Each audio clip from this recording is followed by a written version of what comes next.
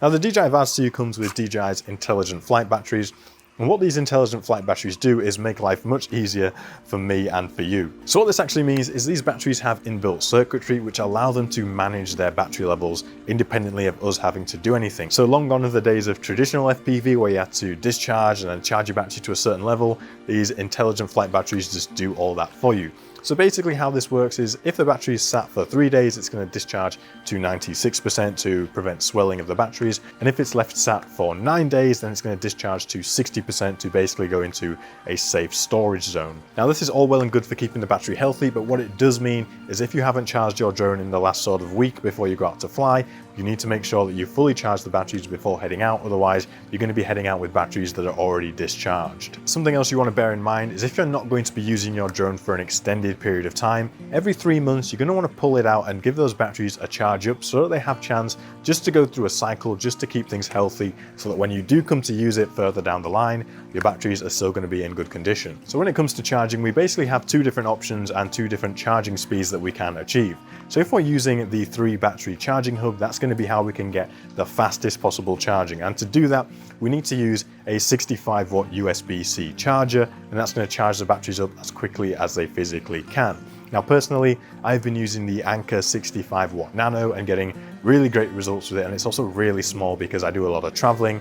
So if you need a recommendation, I recommend going with that one. And then the second option is if you're charging inside of the actual drone, you can just plug in a USB-C cable into the drone and charge the battery that's currently in the drone.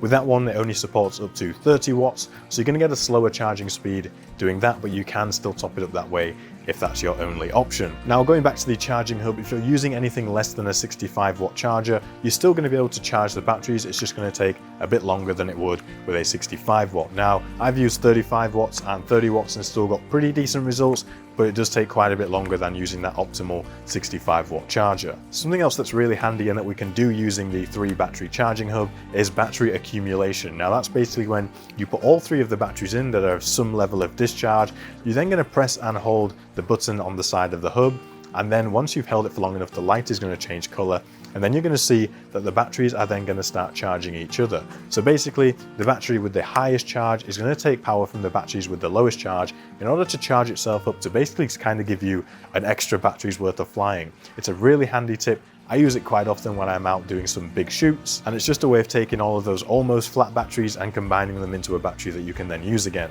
But be aware, once you've done this, as soon as you get back home, do make sure to recharge all of those batteries, as using the accumulation does drain them down an awful long way, and it's safer for the batteries for you to then recharge them so that they can settle back to a more comfortable voltage. So that's basically everything that you need to know about the intelligent flight batteries on the DJI Avata 2 and why they self-discharge and basically how to get the most out of them. So I'm really impressed with the performance that I've been getting out of these DJI Avata 2 batteries. It's really impressive. So go out there, enjoy your drone, keep your batteries safe and healthy. If you've gained value from this video, consider becoming a member on Patreon, as it's one of the best ways to support the work that I'm doing here. Now I'm also currently working on a cinematic FPV course, so if that's something that you would be interested in, then you can sign up to the waitlist down below to get notified on all the latest developments and information with this course. Now I've also started a weekly newsletter giving you the latest drone news, hot tips and discounts, and you can find all of that linked in the video description down below. And whilst you're down there, hit that subscribe button